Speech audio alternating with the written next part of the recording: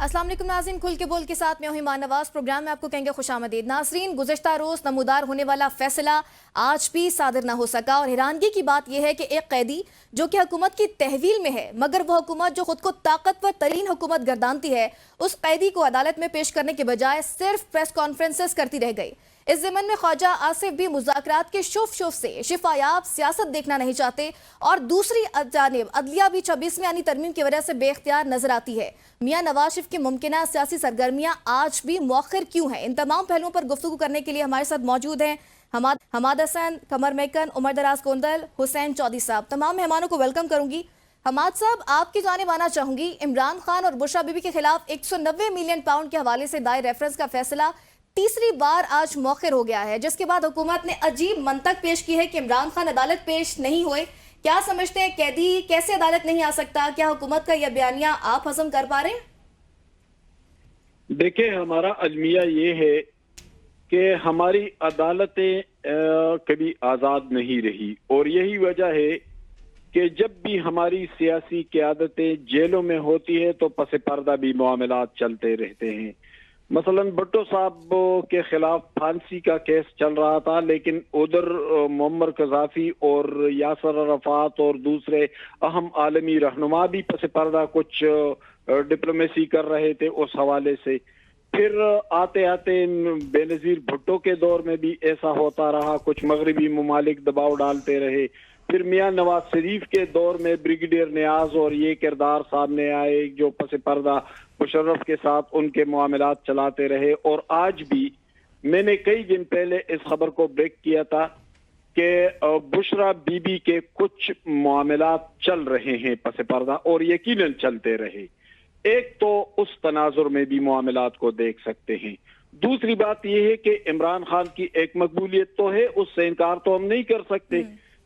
तो क्या अगर हम हुकूमत को जरा साइड पर कर ले, और करना भी चाहिए, नहीं ये हुकूमत ये कुछ कर रही है, न इस हुकूमत के पास इसका इख्तियार है, हमें हकाइक पर बात करनी चाहिए। जो हमारे सामने हकाइक है, जो कर रहे हैं उनके बारे में बात करनी चाहिए। तो मसला ये है कि एक दबाव तो है, बहरहाल एक मकबूलियत तो इमरान खान की है, लेकिन हम इसको इस तनाजुर में देखें कि क्या मकबूलियत का दबाव है दूसरी तरफ पर जो फैसला करने में हचकचाहट का शिकार हैं, या उन मामलात की वजह है जो बुशरा बीबी के साथ पस पर्दा चल रहे हैं। लेकिन हमाद साहब, ख्वाजा आसिफ तो इसकी तरदीद कर रहे हैं कि बैकडोर कोई मुज़ाकरात या कोई बातचीत नहीं चल रही। देखिए, वो ख्वाजा आसिफ तो एक सियासी बयान दे रहे हैं और जाहिर है वो यही बयान देंगे। उनके बयान कोई हतमी बात नहीं है कि उनकी बयान को हम मान ले।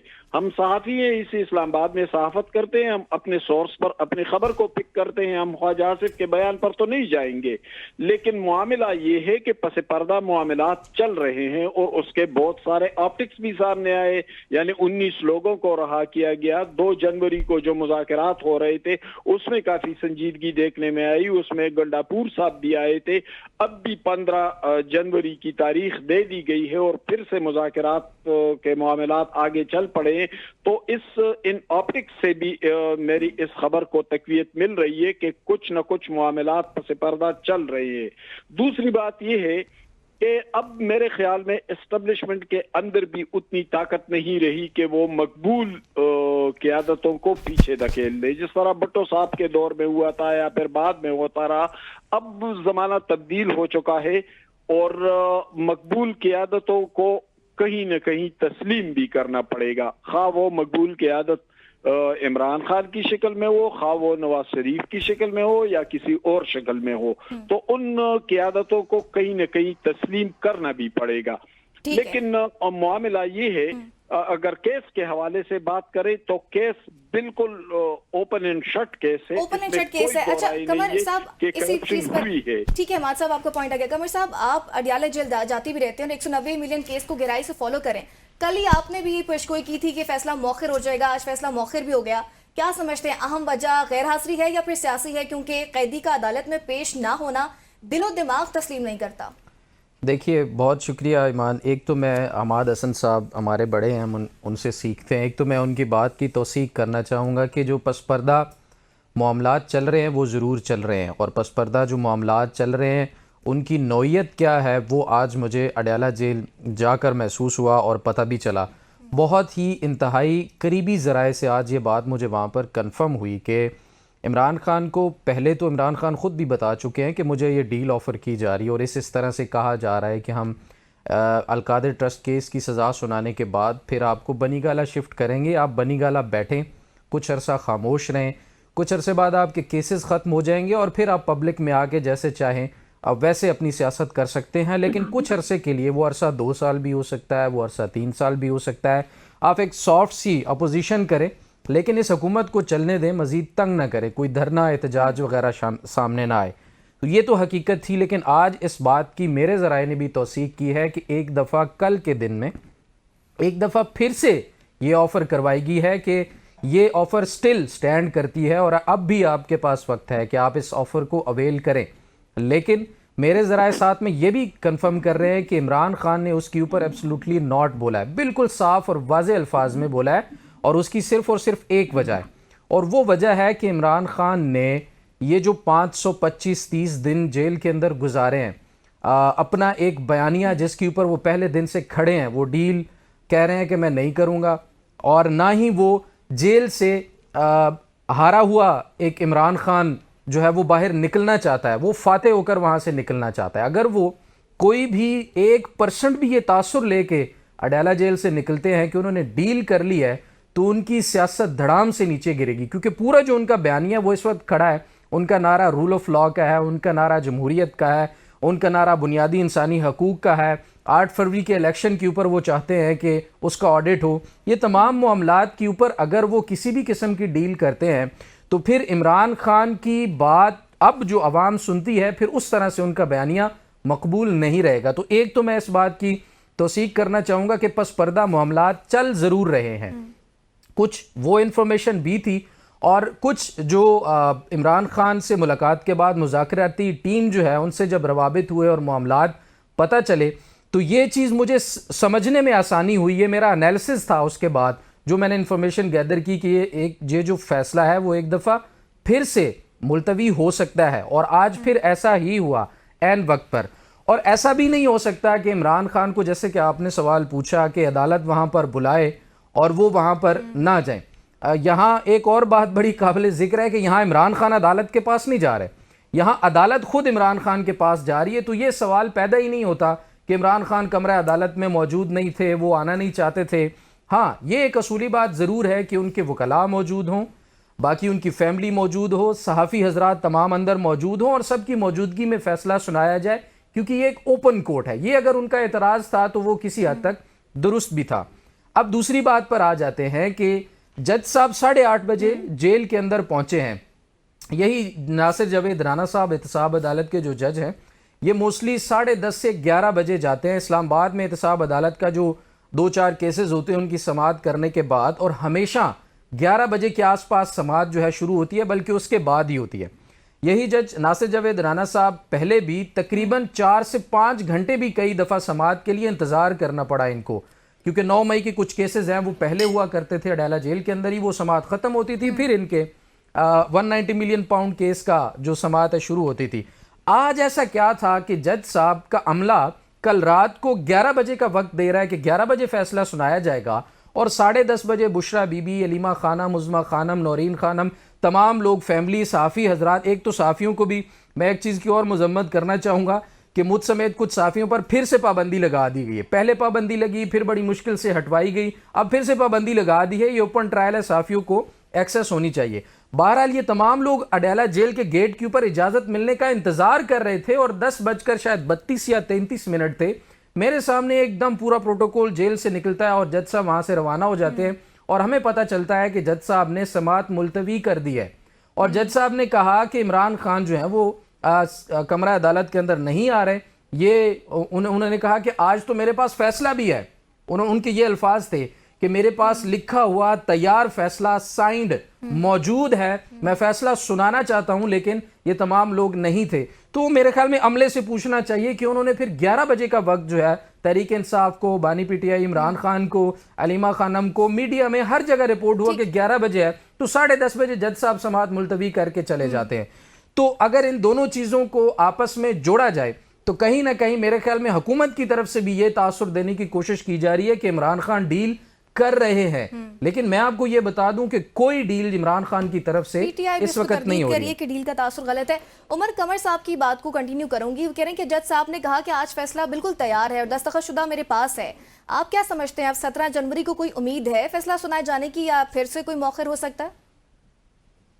देखिए, हम आमतौर पे यही देखते हैं कि जब भी कोई फैसला महफूज कर लिया जाता है तो जजेस आमतौर पर उस दिन भी फैसला सुना देते हैं और शॉर्ट ऑर्डर ही अनाउंस करते हैं ना, तो डिटेल जजमेंट बेशक आप शाम में या अगले दिन या जो भी टाइम है उस हवाले से हो सकती है। यहाँ पे हमने ये देखा है कि ये जो सारा कुछ हो रहा है ये मामूल में नहीं है। अच्छा, अब आप कहेंगे कि क्या तहरीक इंसाफ को कोई बेनिफिट ऑफ डाउट देंगे? जी, उनके लिए है, वो तो आज भी प्रेस कॉन्फ्रेंस कर रहे हैं। अगर आज बुशरा बीबी 10:50 पे जिस तरह बेगम साहब बता रहे हैं या बाकी आज कोर्ट रिपोर्टर्स जो वहां मौजूद थे जिन्होंने इस चीज को वेरीफाई किया और इन्होंने लिखा भी, रिपोर्ट भी किया कि वो वहां पे पहुंची थी, अगर वो ना पहुंचती तो हम इस बात को मान लेते कि बिल्कुल ठीक है, वो नहीं आई तो जज साहब का ये लॉजिक ठीक है। और फिर खान साहब तो आपकी कस्टडी के अंदर है और हमने कोर्ट्स में देखा है, जस्टिस गुलशन औरंगजेब ने यही कहा था जब उनको कहा गया था कि जी वो ताउन नहीं कर रहे तफ्तीश में और जमानत वाले मामला के ऊपर। असल बात यह है कि ये तो कोई प्रेसिडेंट नहीं है ना कि उनका मौजूद होना जरूरी है। जब खान साहब को आपने गिरफ्तार किया था 5 अगस्त को और आपने उस केस का फैसला सुनाया था तो खान साहब कहाँ? और माजी में भी इसकी एग्जांपल मिलती रही है। हुसैन साहब, इसी पर आपकी जानिब आना चाहूंगी। तोशाखाना 1 का फैसला भी जो है वो गैर मौजूदगी में सुनाया गया था। और कमर साहब, वो जज हुमायूं दिलावर के भी एक एग्जांपल मौजूद है, आए और फैसला सुना के चले गए। माजी में भी इसकी एग्जांपल मौजूद है। हुसैन साहब, आप इस पर क्या कमेंट करना चाहेंगे? जी बहुत शुक्रिया। जिस तरह आप कह रही हैं कि मुल्ज़मान की मौजूदगी में इसकी सबसे बड़ी मिसाल जो है मुख्तसर में आपको बताता चलूं कि 6 जुलाई 2018 को नवाज शरीफ साहब और मरियम साहिबा जो हैं वो लंदन में थे और एवन फील्ड का जो फैसला था अदालत के जज ने सुना दिया था और उन्हें सजा भी सुना दी थी। और उसके तकरीबन 7 दिन बाद अगले हफ्ते यानी 13 जुलाई को वो जब पाकिस्तान वापस लौटे थे तो एयरपोर्ट पर उनकी जो गिरफ्तारी थी वो अमल में आई थी। तो ये सबसे मौजूदा दौर की अगर बात करें तो सबसे बड़ी मिसाल ये है। इसके अलावा जो जिस तरह आपने बात की, जज हुमायूं दिलावर साहब ने जब फैसला सुनाया तो उस वक्त जो बानी पीटीआई थे इमरान खान वो लाहौर में थे, उन्हें 3 साल की सजा हुई और फिर वहां से पंजाब पुलिस उनको अरेस्ट करके अडयाला जेल, अटक जेल जो है वो लेके आई और उसके बाद जो है वो उन्हें मुंतकिल किया गया था। इस तरह तोशाखाना 1 की बात करें तो 31 जुलाई को एहतसाब अदालत के जज मोहम्मद बशीर ने जब फैसला सुनाने लगे तो उससे कब उन्होंने 342 की स्टेटमेंट है वो बानी पीटीआई इमरान खान से तलब की। तो उन्होंने कहा कि वो उनके कमरे में मौजूद है जहां वो हवालात में उनका जो कमरा है। तो उन्होंने कहा कि आप वो मंगवा लें या आप ले आए। तो उन्होंने कहा जाता हूँ। जब इमरान खान साहब वहां पे गए तो वो वापस ही नहीं आए। तो उनकी अदम मौजूदगी में ही जो है वो जज बशीर ने ये फैसला सुना दिया था। आज का जो फैसला मौखर होना है ये कोई इतनी बड़ी अहम बात नहीं है, क्योंकि आजकल जिस तरह हमाद साहब ने बताया कि जो अदालतें हैं वो आज़ाद नहीं है। इससे 1-2 दिन पहले ही हमें पता चल जाता है कि कल क्या होने लगा है। जिस तरह आपने देखा कि तीसरी बतवा ये फैसला मौखर हुआ है। तो हम अक्सर एहतसाब अदालत जब कवर करते हैं तो जब हमें ये इस तरह की खबर मिलती है, लोग ट्वीट्स करते हैं, मुख्तलिफ हमारे जो सीनियर सहाफ़ी हैं कि कल फैसला नहीं सुनाया जाएगा या फिर अगले हफ्ते सुनाया जाएगा। तो हम जब अमले से रब्ता करते हैं तो वो कहते हैं कि नहीं, अभी फिलहाल कोई इसमें इंफॉर्मेशन नहीं है, आप जब कोर्ट में आएंगे तो आपको पता चलेगा। और फिर वही कोर्ट में पिछली मरतबा 6 तारीख पहुंचे तो हमें बताया गया कि जज साहब जो है वो ट्रेनिंग पे हैं और वाकई है। और आज जो है वो सूरत ये फैसला से एक सूरत हाल जो है वो काफी माहौल बना हुआ नजर आ रहा था कि शायद फैसला सुना दिया जाएगा। लेकिन आज फिर जब जज साहब की जानिब से ये कहा गया कि वो 8 बजे आए और 11 बजे जो है वो बज चुके हैं, इसलिए आज फैसला नहीं सुनाते और वो जुमे तक चला गया है। तो ये भी जिस तरह कमर मेकर ने बताया कि सारी समातें तकरीबन हम अडयाला जेल की देखते हैं कि सुबह सिक्योरिटी प्रोसेस होता है तो 10 बजे के बाद शुरू होती है। आज जो है वो कोई नया दिन था या अनोखा दिन कह ले कि 8:30 बजे वो आकर बैठ गए। लेकिन वोकला और नैब को जो है वो जी बिल्कुल। अच्छा हुसैन साहब, मुझे ये बताइएगा कि इस वक्त सारे स्नैरियो में इस फैसला जो मौखिर हुआ है, इसका फायदा किसको होगा ज्यादा? देखिए, दोनों साइड पे देख सकते हैं कि फायदा जो है वो किसको होगा, क्योंकि जो पीटीआई है उनका तो जो है वो वाज़ेह है। उन्होंने तो आज भी कहा है कि फैसला सुनाया जाए, इसको मौखर ना किया जाए, बल्कि आज भी वो बैरिस्टर गौर जो है वहां पर मौजूद थे, फैसल चौधरी मौजूद थे, बुशरा बीबी वहां पहुंच गई थी, इमरान खान की जो बहनें फैमिली है वो वहां पर मौजूद थी। अगर वो चाहते कि ना सुनाया जाए तो लाजमी बात है कि वो ना जाते, गैर हाजिरी होती, वहां पर कोई जो लोग हैं वो नजर ना आते, लेकिन सारे लोग वहां पहुंचे हुए थे। उमर अयूब साहब जो कि अपोजिशन लीडर है, शिबली फराज साहब है, सलमान अकरम राजा साहब हैं, उन्होंने प्रेस कॉन्फ्रेंस की, असद कैसर साहब ने प्रेस कॉन्फ्रेंस की, पार्लियामेंट में ठीक, इसी प्रेस कॉन्फ्रेंस में हमाद साहब से बात करेंगे। हमाद साहब, तहरीक इंसाफ के रहनुमा सलमान अकरम राजा, उमर अयूब और शिबली फराज ने प्रेस कॉन्फ्रेंस की। उन्होंने कहा कि इमरान खान तो जेल में ही है, उन्हें पेश करना तो आपका काम है। उमर अयूब ने यह भी कहा कि फैसल वाडा और ख्वाजा आसिफ कल से ही शुरू हो गए थे, उन्होंने कल से ही फैसला बाकायदा तौर पर सुना दिया था। क्या ये जज हैं, उनकी तरफ से ये मौकिफ अपनाया गया, इनके पास फैसला कहां से आया? ये सवालात तो हमाद साहब वाकई संजीदा हैं। आप क्या समझते हैं, इनके पास फैसला कहां से आया? देखिए ईमान, मैं तो वो बात नहीं करूंगा कि किसी जमात के हवाले से मैं उनकी लाइन ले लूं। मैं अगर ख्वाजा आसिफ ने या किसी और ने ये बात की है तो ये तो एक तासुर होता है, हर कोई बात करता है। हम साथी, हम भी फैसले केस को देखते रहे, मामलात को देखते रहे, और जो मैंने जो प्रेडिक्शन की है या जो मैंने जो तज्जिया दिया है, बार बार दिया है मीडिया पे, तो 190 मिलियन में ये बिल्कुल हकीकत है कि उसमें करप्शन हुई है, इसमें कोई इबाम नहीं है। वरना जो नेशनल क्राइम एजेंसी थी उसने 190 मिलियन पकड़े नहीं क्या? सरबमोहर लिफाफे पे दस्तखत काबीना से नहीं लिए गए थे? ये तो मैं नहीं कह रहा, ये तो इमरान खान की काबीना के वज़रा फैसल वाडा और फवाद चौधरी ने कहा, मीडिया पे कहा। क्या 458 कनाल जमीन की अलॉटमेंट नहीं हुई? मुझे 1 मिनट मुकम्मल करने देंगे। 458 कनाल जमीन की अलॉटमेंट नहीं हुई? क्या अलकादर ट्रस्ट रजिस्टर्ड था? क्या शहजाद अकबर के मामलात ढके छुपे हैं? देखे, करप्शन इसमें हुई है। अलबत्ता हम ये सवाल कर सकते हैं कि करप्शन तो पापा जॉन्स में भी हुई थी और भी चीजों में हुई थी, वहां क्यों नहीं पूछा जा रहा है? ये सवाल हम कर सकते हैं, लेकिन ये सवाल बेमानी है कि करप्शन नहीं हुई। करप्शन के बहुत सारे बेहिसाब शहादतें उसकी मौजूद हैं। अलबत्ता इमरान खान उस पर जो सियासत खेल रहे हैं, अभी बात हुई कि इमरान खान को डील ऑफर की जा रही है। मेरा हरगिज़ ये मौक़िफ़ नहीं है कि इमरान खान को डील ऑफर की जा रही है। मेरा मौक़िफ़ पहले दिन से, इस खबर को मैंने ब्रेक किया था 1 हफ्ता पहले, इससे भी ज्यादा, कि बुशरा बीबी के पस पर्दा मामलात चल रहे हैं, और वो मामलात इस बुनियाद पर चलते रहे कि बुशरा बीबी ने कुछ गारंटियां दी थी। यानी जो मैंने कहा था कि यूट्यूबर्स के खिलाफ उनका मौक़िफ़ है कि इससे अब जान छोड़ानी चाहिए पार्टी को। पार्टी एक मकबूल जमात है, उसके हजारों लाखों कारकुन मौजूद है।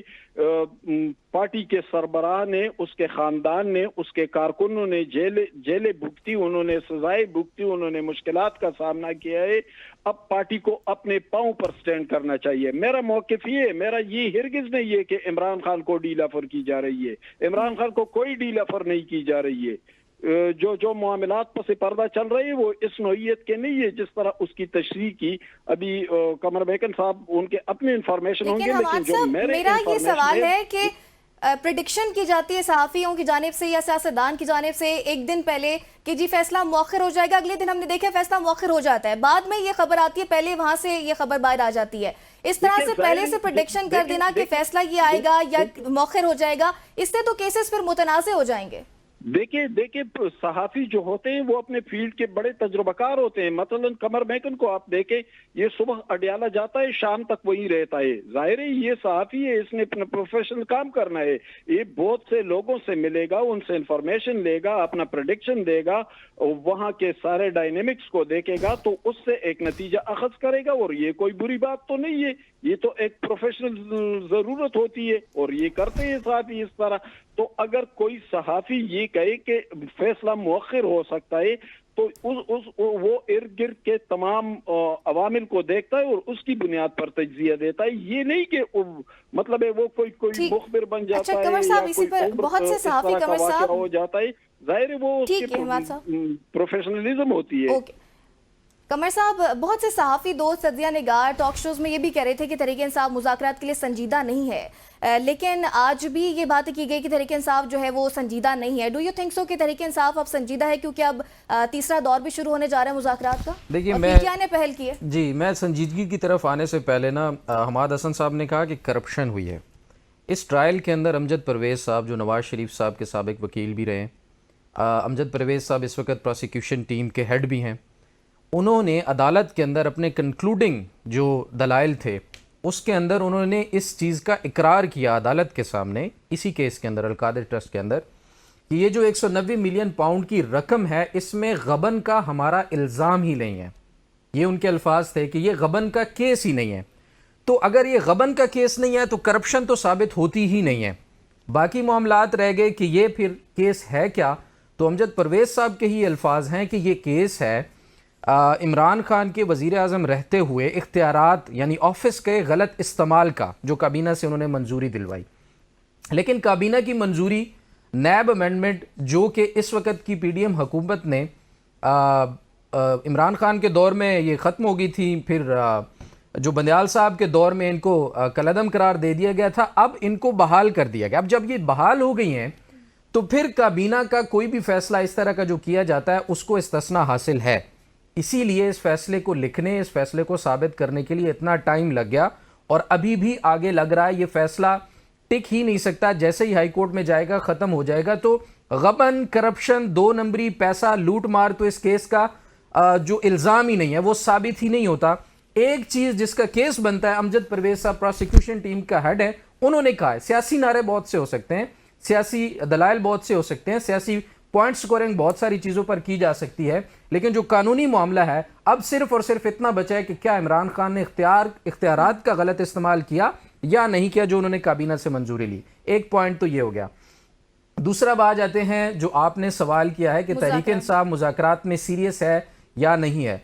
मुझे ये बताएं, सबसे पहले मुज़ाकराती कमेटी किसने बनाई थी? इमरान खान ने। एक पहले भी 3 रुकनी कमेटी बनी थी और इमरान खान ने ऐलान किया था कि ये मुज़ाकरात के लिए इस वक्त मौजूद है, लेकिन नून लीग की तरफ से, पीपल्स पार्टी की तरफ से और ताकतवर हलकों के तर्जुमानों की तरफ से ये कहा गया कि इमरान खान माफ़ी मांग रहा है, वो डील करना चाहता है, वो पाँव पड़ गया है। अब वो सारी चीज़ें सामने आ गई होंगी। अब दोबारा से ये बयानियाँ बनाने की कोशिश की जा रही है कि तहरीक इंसाफ इस मामले पर जो है वो सीरियस नहीं है। तहरीक इंसाफ की आपको पता है 4 डिमांड्स थी जिसके ऊपर 26 नवंबर का एहतजाज भी हुआ था। 4 डिमांड्स में से उन्होंने तमाम चीज़ें छोड़ दी। अगर आप समझते हैं कि किसी ने जिद की, किसी ने अना की, कोई अपनी अना के लिए ये फैसले कर रहा है, उन्होंने सब कुछ छोड़ दिया। उन्होंने कहा भाई सबसे पहले इल्ज़ाम लगाया जाता है कि हमने 9 मई किया, तो 9 मई के ऊपर एक जुडिशल कमीशन बना दें सीनियर तरीन जजेस के ऊपर। हुकूमत क्यों नहीं बना रही वो कमीशन? इसका जवाब हुकूमत नहीं दे रही अभी तक। अगर वो कमीशन बना दें तो हुकूमत इस वक्त ताकत में है, वो समझती है कि अगर कमीशन बन गया तो उनके साले वो जो करतूत है वो सामने आ जाएंगे, वो फंस जाएंगे। 26 नवंबर के ऊपर कमीशन बनाने में क्या मसला है? तहकीकात ही होनी है ना। आप सच से घबराते क्यों है? हो सकता है इमरान खान की गलती निकल आए, हो सकता है आप लोग सुरखरू हो जाए। तो इसमें तहकीकात का मुतालबा करना, सिर्फ एक डिमांड इस वक्त जो खड़ी है वो ये है कि तहकीकात करवाई जाए सीनियर तरीन जजेस के ऊपर कमीशन बनाकर। और एक नुक्ता मेरे जहन में और आ गया, ये 9 मई की तहकीकात होना इसलिए भी ज़रूरी है कि इमरान खान को जब जबरी तौर पर, मैं इसको अगवा इसलिए कहता हूं कि हाई कोर्ट से, जब इस्लामाबाद हाई कोर्ट से इमरान खान को गिरफ्तार किया गया था, उस गिरफ्तारी को सुप्रीम कोर्ट ने गैर कानूनी करार दिया था। तो गैर कानूनी गिरफ्तारी अगर होगी तो हम फिर उसको अगवा कह सकते हैं। वो एक अगवा करने के बाद पुलिस लाइन शिफ्ट किया गया और वहां पर नैब की अदालत लगाकर इसी 190 मिलियन पाउंड केस की फर्द जुर्म आयद की गई थी। तो यहां से ये असल मसला शुरू हुआ था। तो जहां से असल मसला शुरू हुआ है उसकी तहकीकात न करवाना और उल्टा तहरीक इंसाफ के ऊपर ये इल्ज़ाम लगाना कि आप मुज़ाकरात में सीरियस नहीं है, आप जी लिख कर दें हमें। आपको पता है ये लिख कर क्यों मांगा जा रहा है? बाद में ये साबित करने के लिए कि देख लें जी इन्होंने हमसे तहरीरी एनआरओ मांगा है, और एनआरओ जो है उसका बयानिया बनाने के लिए तहरीरी मुतालबात मांगे जा रहे हैं। और इमरान खान ने इसके ऊपर फिर भी एक मौका देते हुए ये कहा है कि हम तहरीरी मुतालबात देने के लिए भी तैयार हैं। ये ना समझा जाए कि इस चीज़ को जवाब बनाकर हम मुज़ाकरात का जो अमल है उसको मुतासिर करना चाहते हैं। तो उन्होंने कहा कि हम तहरीरी मुतालबात भी दे देते हैं। तो सीरियसनेस इस वक्त अगर नजर आ रही है तो वो सिर्फ और सिर्फ तहरीक इंसाफ की मुज़ाकराती टीम और इमरान खान की तरफ से शो की जा रही है, दूसरी तरफ से सिर्फ पॉइंट स्कोरिंग की जा रही है। और आप अंदाजा करें इतना अरसा मुलाकात नहीं करवाई, हुकूमत के पास इख्तियार आप देखें ना कितना है, तो मुलाकात तो करवा नहीं सकी, अब फिर इतवार को करवानी पड़ी। उमर, इसी पे आपका कमेंट जानना चाहूंगी। हुकूमती अरकान के कहते हैं तहरीक इंसाफ गैर संजीदा, इससे कबल भी मेकन साहब से बात हो रही थी कि वो इंतशार की सियासत करती है, हुकूमत ये मौक़िफ़ अपनाती है, जबकि इमरान खान को इंतशार खान भी कहा गया है। और जब वो संजीदा है, पार्लिमानी सियासत और पार्लिमानी तर्ज के साथ मुज़ाकरात कर रहे हैं, तो क्यों इन्हें फिर सड़कों पर लाना चाहते हैं? उसकी वजह यह है कि हुकूमत के पास क्या है करने को, हुकूमत के पास ऑफर करने को क्या। आज ख्वाजा आसिफ क्या कह रहे थे, आपने उनका गुस्सा नहीं देखा? वो तो एक मौके के ऊपर कह रहे थे कि तहरीक इंसाफ जिनसे मुज़ाकरात करना चाहती है डायरेक्ट उनसे कर ले। मेरा ख्याल है ये ख्वाजा साहब की उससे अंदाजा लगा ले स्टेटमेंट से भी, और उससे हट के भी हमने देखा है मुलाकात के मौके के ऊपर गवर्नमेंट ये कहती रही है, कमिटमेंट करती रही है, और उसमें राना सनाउल्लाह साहब का, सेनेटर इरफान सिद्दीकी साहब की स्टेटमेंट्स ऑन रिकॉर्ड है। लेकिन आप 10 दिन मुलाकात नहीं करवा सके, और आप कर क्या सकते हैं? आप क्या इतवार वाले दिन जब मुलाकात उन्होंने करवानी थी करवा दी। उसके बाद आपने देखा कि आज फैसला मौखर करने के हवाले से गवर्नमेंट कह रही थी वो टेक्निकल वजूहात हैं। तो मैंने कहा टेक्निकल वजूहात क्या हो सकती हैं? कोई प्रिंटर में से पेपर नहीं निकला, क्या नहीं हुआ? फिर वो ख्वाजा आसिफ कह रहे थे कि शायद मुझे पता ही नहीं है।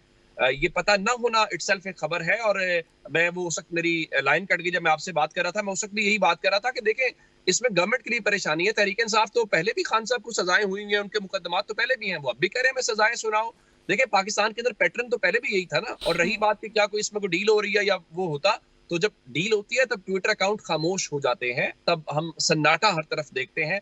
लेकिन यहाँ तो वो घर गरज जारी है, और मेरा नहीं ख्याल कि कोई ऐसी चीजें हैं। और फिर रही बात की, ये बात भी ठीक है, जब आप इवन शख्सियात को छोड़ देते हैं, इंटरनल मामलात को छोड़ के जरा इंटरनेशनल महाज के ऊपर देखें, अगर कोई पे जंग हो रही हो तब भी ये साथ बातचीत तो होती है। फॉर्मल जो चैनल्स हैं उनके जरिए हो, इनफॉर्मल चैनल्स के जरिए हो, वो चलती रहती है, और वो चलती रहनी चाहिए, उसमें कोई कबात नहीं है। आपकी किसी फरीक के साथ लड़ाई हो जाए तो आप भी कहीं ना कहीं से आप तक पैगाम पहुंच रहे होते हैं, आप भी पैगाम पहुंचा रहे होते हैं कि शायद ये मसले का हल हो सकता है। असल बात यह है कि गवर्नमेंट के लिए एम्बैरेसिंग है। आप पहले इल्जाम लगाते रहे तहरीक इंसाफ के ऊपर, तहरीक इंसाफ ने आपको उन्होंने बाउंस किया है। किस तरीके से? क्या एक तो आपके पास अथॉरिटी नहीं है, नंबर 1। नंबर 2, आप जो है वो संजीदा नहीं है। आप संजीदा होते तो ये जो हफ्ता 10 दिन के दिन उससे डाल के मुलाकातें कर रहे हैं, ये कोई वजह नहीं थी। जब आपने कोई सीरियस इशू सॉर्ट आउट करना होता है, तो अगर आप 26वें यानी तरमीम के दौरान देखिए, मौलाना साहब को बनाना था, कितनी देर के बाद डेलीगेशन जाते थे।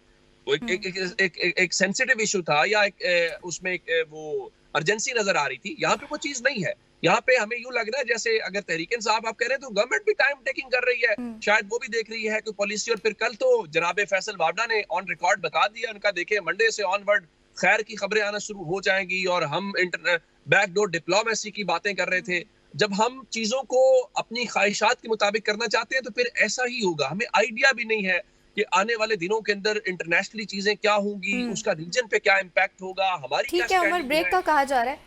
नाज़रीन, मुज़ाकरात का दूसरा दौर होने जा रहा है, तहरीरी तौर पर मुतालिबात दिए जाते हैं, नहीं दिए जाते, बात करेंगे इस ब्रेक के बाद।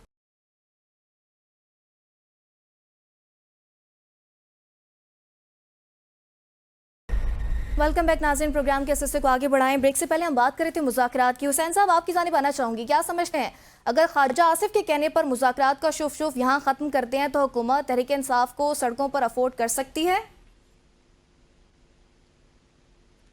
जी देखिए, जो 26 नवंबर के बाद की जो सूरत हाल है वो काफी गंभीर, उसमें काफी जो है वो चीजें नई आई थी। उसके बाद काफी मुश्किलात का भी सामना था तमाम पार्टीज को। मौलाना ने भी उसके बाद जो है वो एहतजाज का ऐलान किया, लेकिन उसके बाद जो है वो उनका जो रजिस्ट्रेशन का मामला था मदारिस का, वो फौरी तौर पर हुकूमत ने हल कर दिया। जहां तक PTI और हुकूमत के दरमियान मुज़ाकरात की बात है, तो ये एक बड़ी खुशाइन बात है कि ये मुज़ाकरात चल रहे हैं, और अब तीसरा दौर जो है वो भी 15 जनवरी से शुरू होने जा रहा है। आज उसका नोटिफिकेशन भी जो है वो स्पीकर ऑफिस की जानिब से जारी।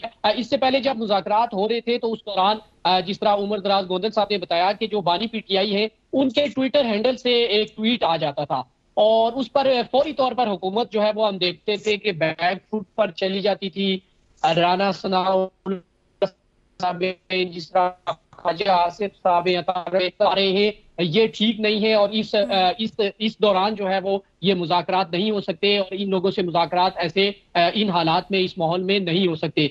दूसरी जानिब हम देख रहे थे कि जो बैरिस्टर गौर है, उमर अयूब है, जो साहिबजादा हामिद रजा है, वो मुलाकात की दरख्वास्त करते थे और वो जेल में जाकर 5-5 घंटे 6-6 घंटे इंतजार करते थे। अब वहां पर एक मरतबा तो ये हुआ कि जो मुज़ाकराती टीम थी उनको गिरफ्तार ही कर लिया गया और रावलपिंडी पुलिस ने, आपको याद होगा कि सारी रात जो है उमर अयूब साहब को और जो राजा बिशारत थे उनको अरेस्ट भी कर लिया और दफा 144 की खिलाफ वर्जी जो है वो कहकर जो है उनकी गिरफ्तारी एक तरह की डाल दी गई और उसके बाद सुबह जो है वो ATC अदालत रावलपिंडी जब उन्होंने तलब किया और उसके बाद उनको बेल दी और उनको रिहा किया, तो उस दौरान हम ये भी देख रहे थे कि जो मुज़ाकरात है ना सिर्फ उसमें तातल था और बल्कि मुज़ाकरात जो मुलाकात थी वो भी नहीं होती थी। और फिर हम देखते थे कि एकदम जो है वो ऐसा प्रेशर आया कि इतवार वाले दिन जिस तरह पहले अदालतें खुलती थी, अब अडयाला जेल का गेट जो है वो इतवार वाले दिन खुल जाता है और सारा दिन खुला रहता है और अली अमीन गंडापुर जो है वो पिशावर से आते हैं और वो 1.5 घंटा आकर मुलाकात करते हैं खान साहब से और उसके बाद वो जाते हैं और मुज़ाकराती टीम जो है वो मुलाकात करती है। तो इस तरह जो है वो ये मुज़ाकरात का अमल तो फिलहाल जो है वो जारी है और ये जो फैसला मौखर हुआ है उसकी मैं समझता हूँ कि एक बड़ी डेवलपमेंट यही है कि जो अब परसों जो है वो ये मुज़ाकरात का तीसरा दौर शुरू हो रहा है और उससे पहले जो शिबली फराज साहब का जो बयान आया था गालबन कल या परसों उन्होंने एक इंटरव्यू दिया, उन्होंने ये कहा कि जो मुज़ाकरात हैं वो बिल्कुल होने चाहिए, जारी रहेंगे और जो 31 जनवरी की डेडलाइन PTI ने दी है वो आगे भी हो सकती है। उसके बाद आप देखें कि एकदम डेवलपमेंट्स हुई है और ये फैसला भी मौखर हो गया है और परसों की डेट भी आ गई है और अब परसों जो है वो ये मुज़ाकरात जो है वो दोबारा से शुरू होंगे जहां रुके थे। ठीक है, मुज़ाकरात दोबारा शुरू होंगे। हमाद साहब आपकी जानिब आना चाहूंगी। हमाद साहब, कल फैसल वाडा ने प्रेस कॉन्फ्रेंस में कहा कि बानी PTI की जान को खतरा है, उन्हें बनीगाला शिफ्ट किया जा सकता है। इससे कबल राना साहब भी इस चीज का इशारा दे चुके हैं कि उन्हें शिफ्ट किया जा सकता है। यकीनन उनकी जान को नहीं बल्कि पूरी सियासी क़यादत की जान को खतरा है और उसके बहुत सारी वाक़यात हमने बाकी सियासी क़यादत को इमरान खान से खतरा है जी, बाकी सियासी क़यादत को किससे खतरा है? बाकी सियासी क़यादत, आप गुलाम बिलोर को अगर आप उन मामलात से वाकिफ नहीं है तो फिर सहाफत छोड़ दे। आपको नहीं पता कि गुलाम बिलोर के घर से कितने जनाजे उठे, आपको नहीं पता कि मियां इफ्तिखार का अकलौता बेटा मारा गया, आपको नहीं पता कि आफ्ताब शेरपाव, मौलाना फजल रहमान और असफंदियार वली पे कितने हमले हुए। ये क्या वो लोग नहीं है? वो क्या वो सियासी रहनुमा नहीं है? इस मुल्क में सिर्फ इमरान खान सियासी रहनुमा है या उन लोगों की भी फॉलोइंग है? उन लोगों की एक बड़ी सियासी जद्दोजहद है, वो मार्शल्लाओं से टकराए। इमरान खान कभी मार्शल्ला से नहीं टकराए, वो सिर्फ अपने इक्तदार की जंग लड़ रहे हैं। वो कोई आईन कानून की सरबुलंदी की बात उन्होंने नहीं की है, कभी उन्होंने जमहूरियत की सरबुलंदी की बात नहीं की। उन्होंने तो कहा कि मैं ऐसे उतरवा दूंगा, मैं मोंचे काट दूंगा। वो तो एक फाशिस्ट रवैया रखते हैं, वो तो जमहूरी रवैया ही नहीं है। उनको अगर हम सियासी रहनुमा तस्लीम करते हैं तो ये भी बहुत बड़ी बात है। देखिए, उन लोगों की, मौलाना फजल रहमान की जमात की 100 साल जद्दोजहद है, ANP की 100 साल जद्दोजहद है। वो ANP के इन सब के इत्तेहाद के बाद ही रिजीम चेंज हुआ, इमरान खान की हुकूमत खत्म हुई है सर। इन सब के इत्तेहाद के बाद ही और मुल्क इस नहज पर इनकी वजह से ही पहुंचा है। 20 साल जेल काटी है आपके रहनुमा, 1.5 साल से पड़े और रोज रोज पस पर्दा राब्ते करते हैं। बुशरा बीबी के जो राब्ते में एक एक चीज से वाकिफ हूँ मैं। आज भी आपको बताऊं कि बैरिस्टर गौहर ने पेशावर में किससे मुलाकात की और क्या बातें हुई है। देखिए, तारीख को फरामोश नहीं करना चाहिए सहाफती हवाले से। बादशाह खान ने पूरे हिंदुस्तान में सबसे ज्यादा 37 साल कैद काटी है। उन लोगों की बहुत बड़ी जद्दोजहद है, उनसे कंपेयर ना करे। जुल्फ़िकार अली भुट्टो फांसी चढ़े हैं, वो मकबूल तरीन रहनुमा थे, वो इमरान खान से भी ज्यादा मकबूल थे। नवाज शरीफ की बीवी गरीबुल वतनी में आखिरी सांसें ले रही थी, उनको टेलीफोन करने की इजाजत नहीं थी। ये देखे, ये हकाइक है, इसको तस्लीम करना पड़ेगा। इमरान खान के पास एक सोशल मीडिया की ताकत है, जो उसका मुखालिफ हो वो। और अभी से कबल आपने खुद कहा था कि पॉपुलर लीडर क़यादत को तस्लीम करना चाहिए। कतरा कलामी की माफी वक्त काम है। हमाद साहब, कमर साहब, आपकी जानिब आना चाहूंगी। जस्टिस मंसूर अली शाह की सरबराही में 3 रुकनी बेंच ने कस्टम एक्ट की आईनी हैसियत से मुतालिक केस की समाअत की आज, और उस दौरान जस्टिस मंसूर ने रिमार्क्स दिए कि आर्टिकल 191 के जरिए अदालत से दायरे इख्तियार छीना गया है। क्या हमसे दायरे इख्तियार वापस लिया जा सकता है? अब तो ये सवाल सीनियर प्योनी जज भी पूछ रहे हैं। देखिए, ये वाकई में पूछे जाने चाहिए, क्योंकि जिस तरह से 26वीं आईनी तरमीम हुई, उसके बाद फिर जिस तरह से सुप्रीम कोर्ट के अंदर तब्दीलियां हुई, जुडिशल कमीशन की तश्कील 9 की गई, फिर आईनी बेंच बनाया गया, और अब जब भी मुकदमा सुप्रीम कोर्ट में जाता है तो सबसे पहला ये सवाल होता है कि क्या ये आईनी अदालत में जाएगा, सुपर चीफ जस्टिस अमीनुद्दीन साहब के सामने जाएगा, या फिर ये सादा सुप्रीम कोर्ट। अब एक नई इस्तिलाह जो है ना वो सामने आ रही है कि एक तो आईनी सुप्रीम कोर्ट है, आईनी बेंच है, एक है कि सादा बेंच में या सादा सुप्रीम कोर्ट में ये केस जाएगा। तो ये भी कुछ उसी नौयत का केस था, जस्टिस मंसूर अली शाह की सरबराही में ये केस था। तो आईनी नुक्ता सामने आने पर फिर उन्होंने कहा कि अब इस तरह से सुप्रीम कोर्ट के मामलात को कर दिया गया है कि हमारे इख्तियारात जो हैं उनमें बंटवारा कर दिया गया है, और ये बिल्कुल दुरुस्त बात है। और ये तनाज़ा 26वीं आईनी तरमीम का, आपके सामने ये भी रख दूं कि ये 26वीं आईनी तरमीम बिल्कुल एक वक्ती किस्म की तरमीम है, ये बहुत अरसा लंबा नहीं चल सकेगी। ये एक ना एक दिन ऐसा वक्त आएगा जब ये स्ट्राइक डाउन हो जाएगी, और ये हकीकत में होनी भी चाहिए कि इसने जितनी बड़ी अदलिया के अंदर तकसीम की है, आप खुद अंदाज़ा लगाएं। सुप्रीम कोर्ट के अंदर अब कोई भी केस जाता है उसमें किसी का इंटरेस्ट ही नहीं होता, उसमें किसी की तवज्जो ही नहीं होती, सिर्फ इसलिए कि सुप्रीम कोर्ट से अब तवक्को ही किसी किस्म की नहीं रही है, क्योंकि बेंचेस ही हुकूमत बनाने लगी है। उमर, आपसे पॉइंट जाना चाहूंगी। चीफ जस्टिस याया अफरीदी ने सुप्रीम कोर्ट में प्रेस एसोसिएशन मेंबर से मुलाकात की और इसी दौरान उन्होंने कहा कि जजेस को ब्रैकेट नहीं किया जाना चाहिए, जजेस पर तनकीद होनी चाहिए लेकिन तामीराती तनकीद होनी चाहिए। क्या समझते हैं, जजेस तामीरी तनकीद बर्दाश्त कर दें, क्योंकि माजी में भी बहुत से साफी तौहीन अदालत के केस भी भुगत रहे हैं? जी बिल्कुल, तामीरी तनकीद होनी चाहिए, इसमें कोई शक नहीं है, और तनकीद बराए इस्लाह इसमें तो कोई दूसरी राय नहीं है। लेकिन मसला ये है कि पाकिस्तान के अंदर जो अदालतों में होता है, आप देखिए ना कि अब याया साहब की बात दुरुस्त है, लेकिन हम क्या करें कि जब हमें कुछ ट्विटर अकाउंट्स बताते हैं कि फैसला नहीं सुनाया जाएगा तो फैसला नहीं सुनाया जाता। हमें कुछ ट्विटर अकाउंट्स बताते हैं कि इस बार सभी अकाउंट्स एक जैसा दावा करना शुरू हो जाते हैं, जिसमें इस पर लाइन का इजाफा हो जाता है कि मेरे ख्याल से, मेरे तज्जिए से, और हमें बताया जाता है कि 10 साल की सजा होगी इमरान खान को और 7 साल की बुशा बीबी को होगी, और फिर वही फैसले आते हैं। हमारे साथ बात कर रहे थे कि प्रेडिक्शन होती है, यहाँ प्रेडिक्शन का मसला नहीं है, जो लोग कोर्ट को कवर ही नहीं करते उनकी प्रेडिक्शन होगी। मैं नाम ले सकता हूँ कौन कौन से, और फिर सबको पता है कि वहां लाइन कहाँ से आती है, क्या कुछ होता है। तो वो अगर उसके ऊपर बात की जाए, तनकीद की जाए, तो जाहिर है वो तामीरी तनकीद तो नहीं होगी, उसको फिर किसी और जुमरे में लिया जाएगा। तो ये कहना बड़ा आसान है। प्रोग्राम का वक्त खत्म हो गया, कतर कलामी की माफी नाम का वक्त खत्म हो गया। अपना ख्याल रखिएगा, आने के बाद।